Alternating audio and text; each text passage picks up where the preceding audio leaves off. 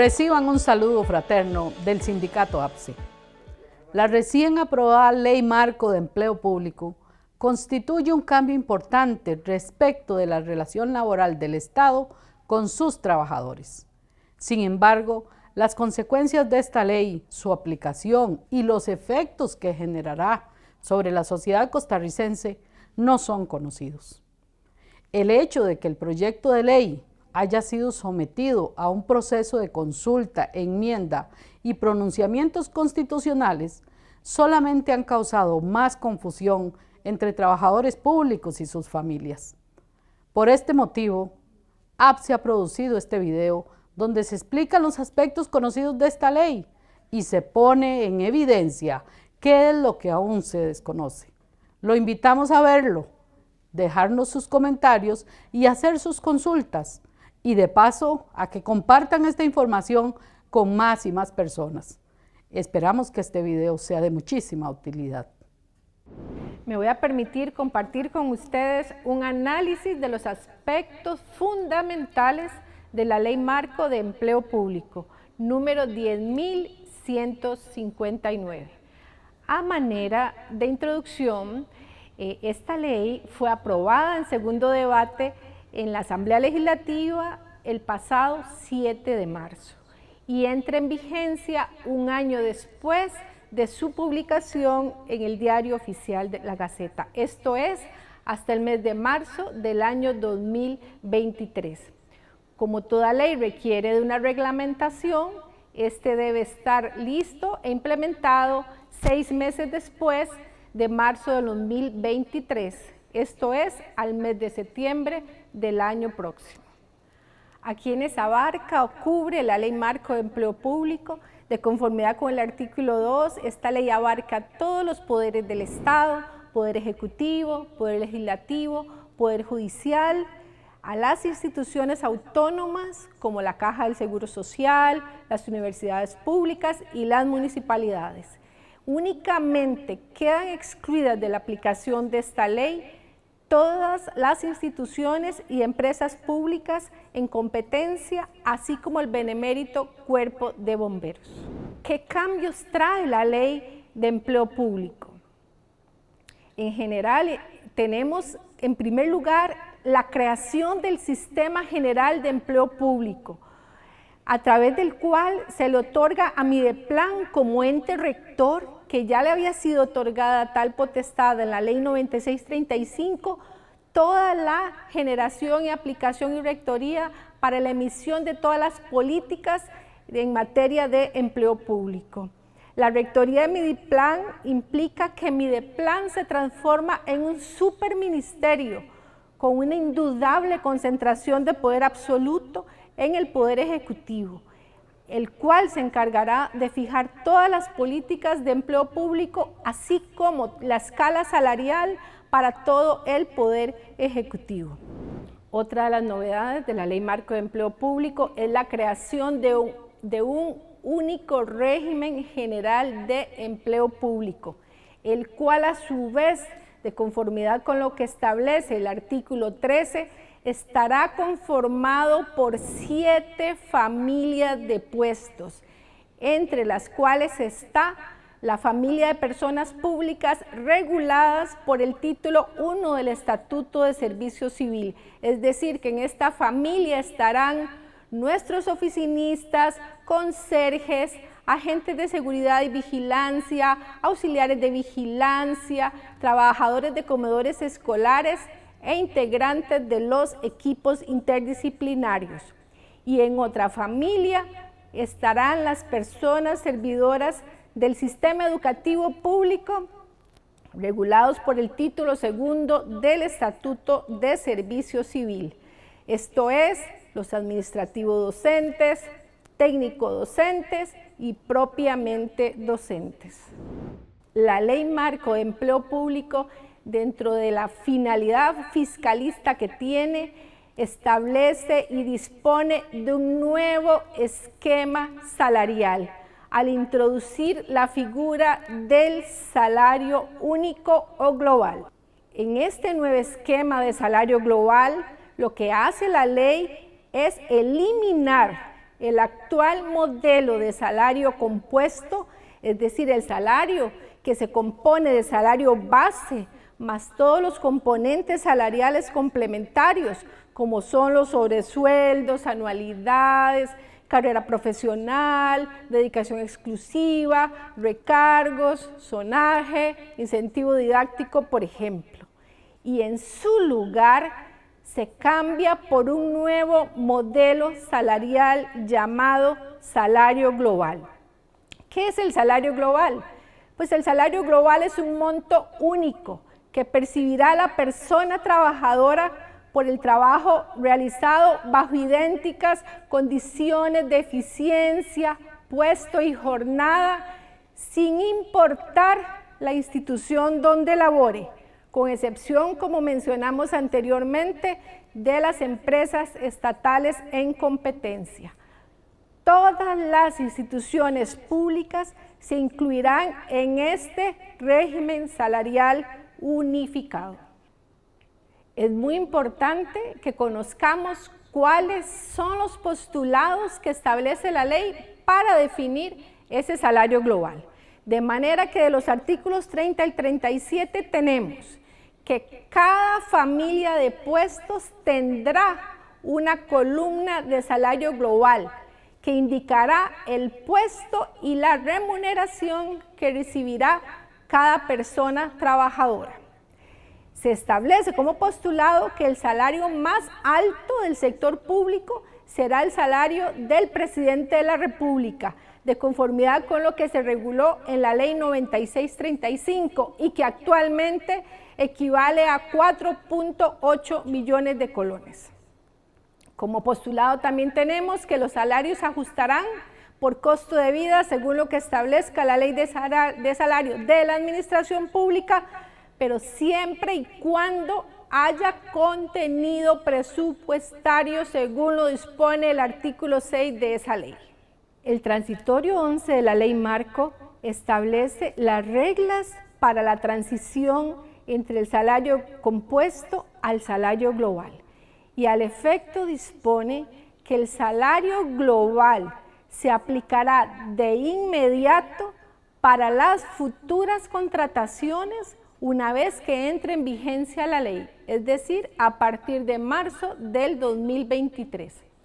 Y a los funcionarios actuales se les aplicará las siguientes reglas. Bueno, compañeros, en línea de lo que ha explicado nuestra compañera Iliana, voy a comentarles cuál es la transición que propone la Ley Marco de Empleo Público para trasladarnos del salario compuesto, aquel que recibimos actualmente con salario base, con recargos anuales, carrera profesional u otros sobresueldos, hacia el salario global. Para eso hay tres consideraciones importantes que tomar en cuenta. Lo primero es que la Ley 9635 de fortalecimiento de las finanzas públicas incorporó una regla fiscal que indica que si la deuda del gobierno está por encima del 60% del Producto Interno Bruto, no se nos reconocerán los aumentos salariales por costo de vida ni otros sobresueldos como las anualidades. Esa es la condición que actualmente tenemos.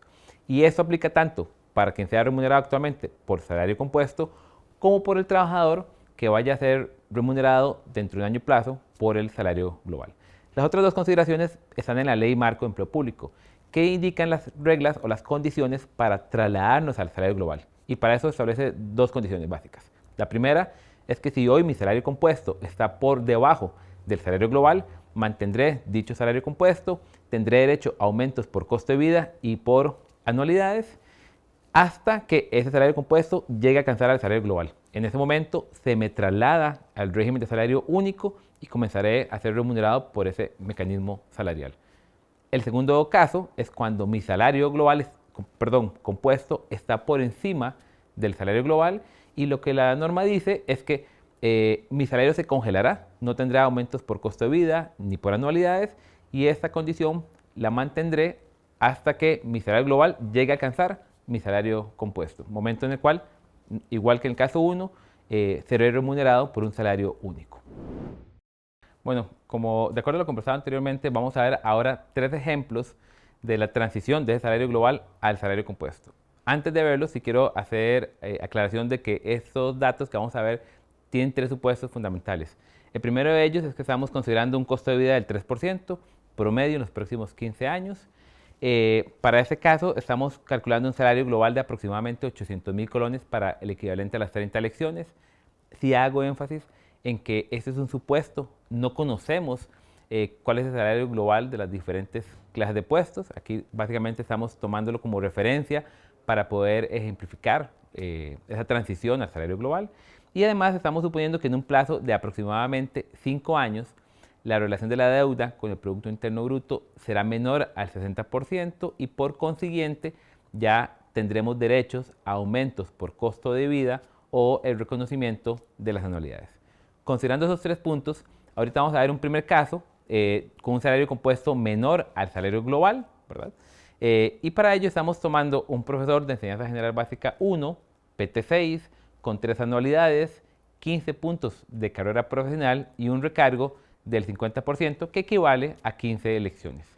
La línea naranja nos ilustra la transición de ese salario compuesto entre el 2022 y el 2037. Estamos haciendo 15 años de simulación salarial y vamos a compararlo con la línea azul que corresponde al salario global equivalente para las mismas 45 lecciones. ¿Por qué 45 lecciones? Porque el salario base equivale a 30 lecciones más un recargo del 50% de 15 lecciones adicionales. Aquí lo que podemos ver es que, considerando que si la deuda está por encima del costo del 60% del PIB, no tendremos aumentos por costo de vida ni anualidades. En ambos casos, tanto salario compuesto como salario global tendrán su salario congelado, que es la primera parte del gráfico, hasta el 2026-2027 aproximadamente. ¿De acuerdo? Ya a partir de momento, aún reconociendo aumentos por costo de vida y por anualidades, se nota o podemos ver que el salario compuesto se mantendrá a largo plazo por debajo del salario global. Es decir, estamos ante una situación donde el trabajador que tiene hoy un salario compuesto mantendría esa condición perennemente, o sea, siempre, porque nunca estaría alcanzando el salario global y por consiguiente no estaría aplicando lo que indica el transitorio primero en referencia al traslado hacia el régimen de salario global. Veamos un segundo caso. Aquí estamos tomando como referencia un profesor de enseñanza media, MT6, para el cual estamos estimando un salario global de aproximadamente 807.000 colones para las 30 lecciones base, pero en este caso vamos a incorporarle 9 anualidades, 15 puntos de carrera profesional y 40 lecciones en su nombramiento base. Aquí ustedes pueden ver, iniciamos en la línea naranja con un salario compuesto menor al salario global y por consiguiente lo que la norma dice es que mantendrá esa condición hasta que el salario compuesto alcance el salario global. Como ustedes pueden notar, a partir de 2027 ya reconocemos aumentos de costo de vida, aumento por anualidades y esa condición se mantiene aproximadamente hasta el 2032, aproximadamente. Momento en el cual al alcanzar el salario global el trabajador será trasladado hacia el salario global. Es decir, ya no tendría su salario en la línea naranja, sino que pasará al salario global, que sería la línea azul. Este es uno de los ejemplos donde sí se da la transición al salario global y donde se justifica, según la administración pública, el gobierno, los ahorros futuros que implicaría tener un salario global. Veamos un tercer caso, un caso inverso en el cual el salario compuesto es mayor al salario global. Es decir, el trabajador hoy estaría ganando más de lo que sería remunerado si tiene un salario global. Para esto estamos considerando igual un profesor de enseñanza general básica, PT6, pero no con 3 anuales, sino con 20 anualidades, 15 puntos de carrera y un recargo del 50%, nuevamente equivalente a 15 lecciones.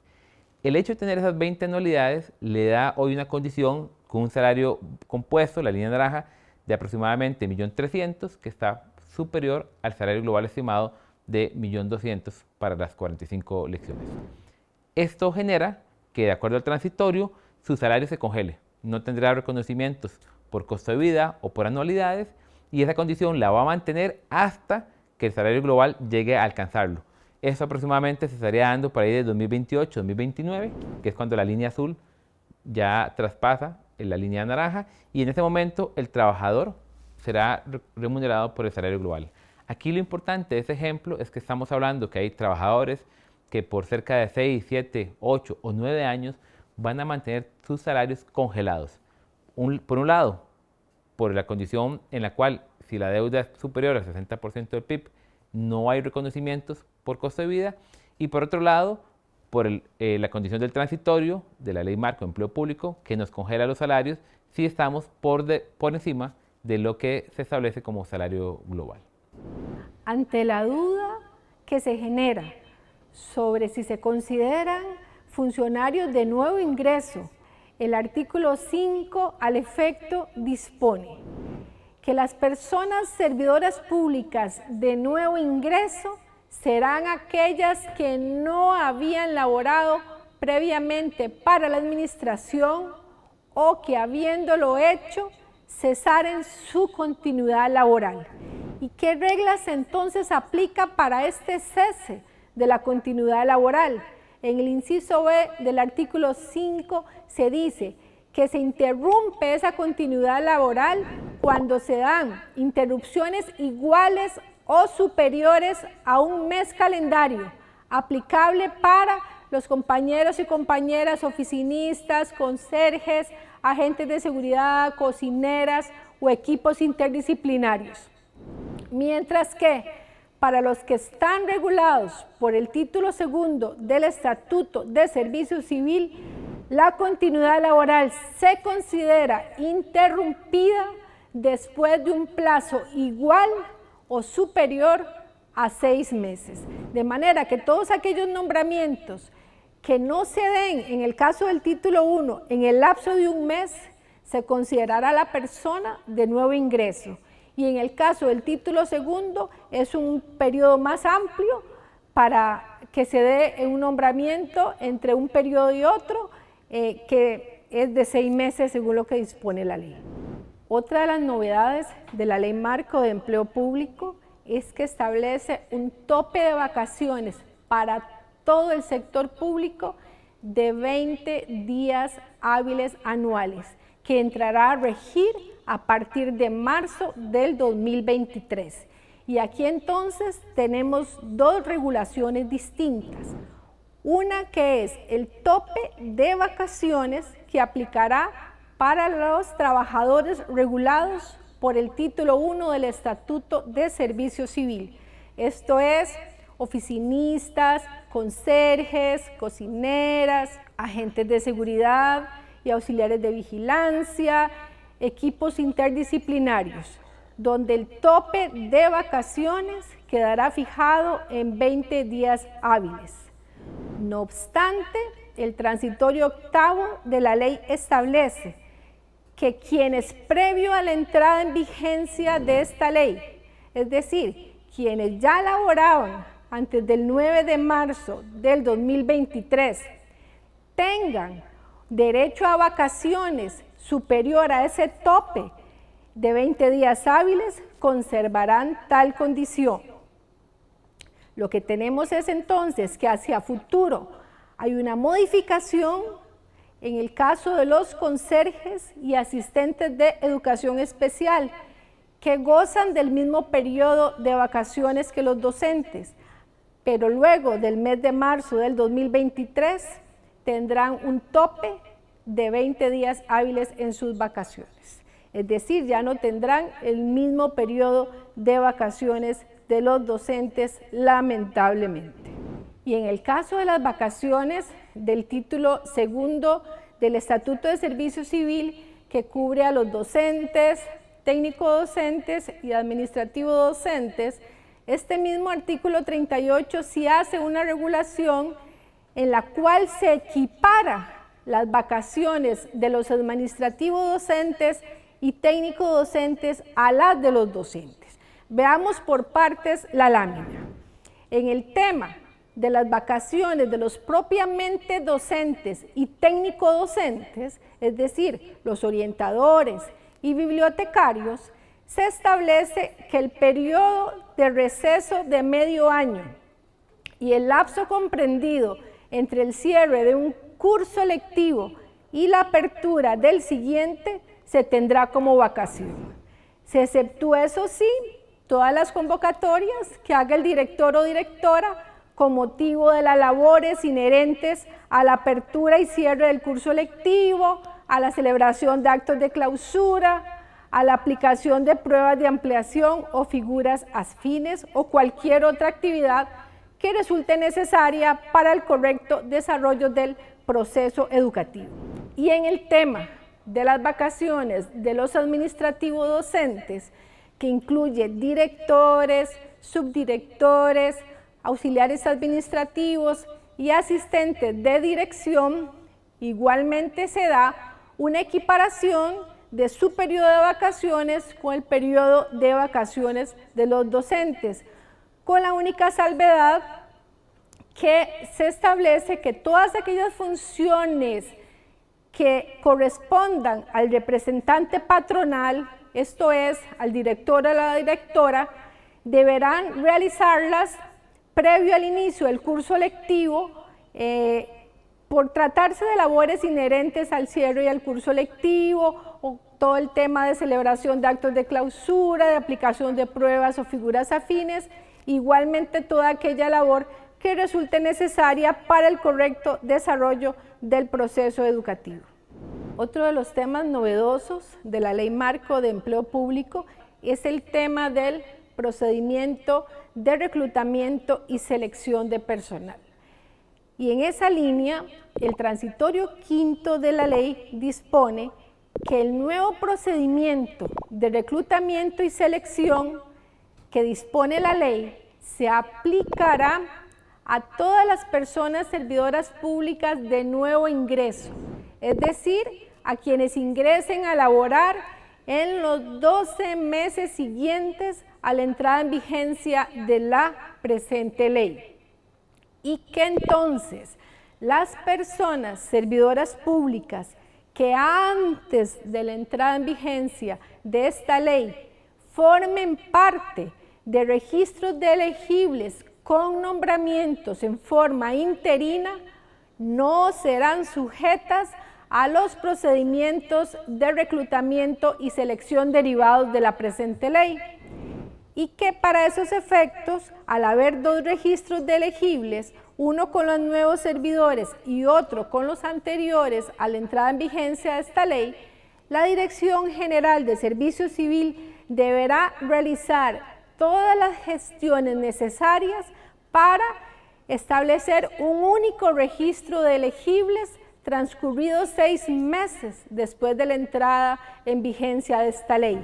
De manera que nosotros nos preguntamos, ¿cómo va a hacer la Dirección General de Servicio Civil para integrar dos registros de elegibles elaborados con metodología diferente? ¿Se permitirá la actualización de los atestados para aquellos que integraban registros de elegibles anterior a esta ley? La respuesta no la sabemos. Esperaremos que se emita el reglamento de la Ley Marco de Empleo Público para ver si se resuelve en definitiva este tema. Y por último, una de las disposiciones más lamentables de esta ley es la establecida en su artículo 43, que establece el límite a la negociación de las convenciones colectivas, estableciéndose que no se podrá negociar ni renegociar convenciones colectivas sobre salarios o remuneraciones, ni tampoco variar o modificar la escala salarial o los componentes de la columna salarial global. Tampoco se podrán crear nuevos incentivos, compensaciones o pluses salariales, ni negociar sobre asuntos donde se deban realizar erogaciones adicionales que afecten el presupuesto nacional o que no se ajusten a los principios de razonabilidad y proporcionalidad desarrollados por la Sala Constitucional.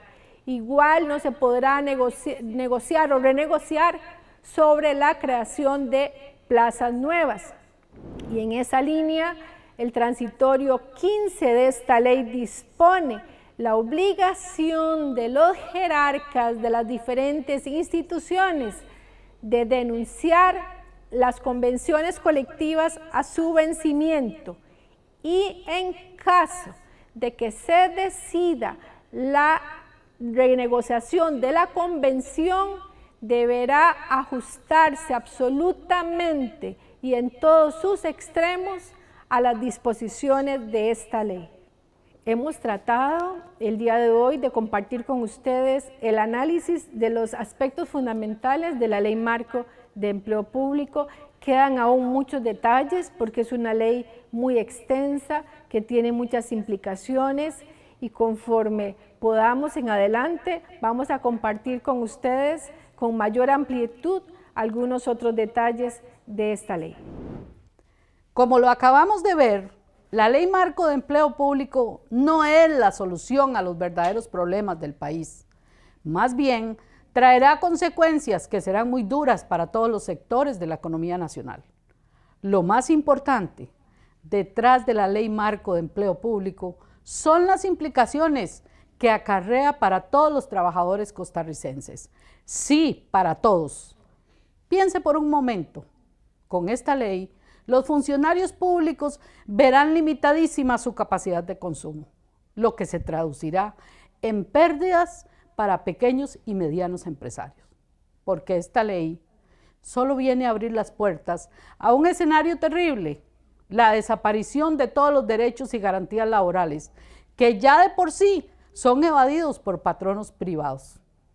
Al quitárseles hoy parte de sus derechos, mañana intentarán hacer lo mismo con los trabajadores privados. La pérdida de derechos laborales, como la reducción de salarios, periodos de vacaciones y aumento de requisitos para ocupar un puesto, es la verdadera intención detrás de esta ley. Y lo peor es que a usted lo engañaron, vendiéndole la idea de que dicha ley aplicará para los cargos públicos de elección popular, tales como los diputados o magistrados, quienes no verán reducidos sus salarios ni sus condiciones laborales. Esta ley no viene sola, forma parte de un conjunto de proyectos que buscan que usted reciba menos salario, pague más impuestos y lo haga sin derecho a protestar. Estas son las intenciones de haber aprobado el combo fiscal y la ley antihuelgas, pretender quebrar nuestra fuerza. La suma de todos estos hechos solo provoca una cosa: indignación. La pregunta es, ¿qué prefiere ser usted? ¿Ser un trabajador indigno con un salario de hambre y pocas garantías laborales? ¿O un trabajador indignado que alza la voz ante los atropellos y abusos de los poderosos? La rabia y la impotencia que provocan todas estas leyes deben hacernos tomar acciones por la tarea más importante: informarnos, aclarar nuestras dudas, generar conciencia y dejar de creer en cuentos.